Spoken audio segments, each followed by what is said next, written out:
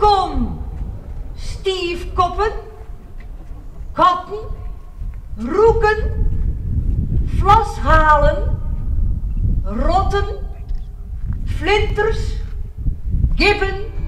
Geen grens zal eeuwig stand houden. Alles stroomt uiteindelijk verder.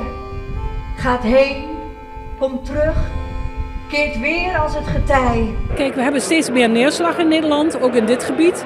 En daardoor wordt er meer water sneller afgevoerd. En dat is natuurlijk heel prettig voor iedereen die hier in de omgeving woont.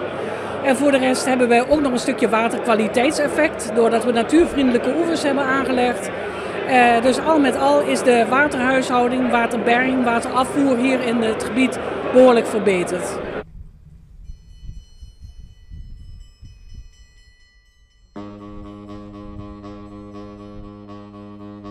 Barbere slikburkers maaide slikslieden.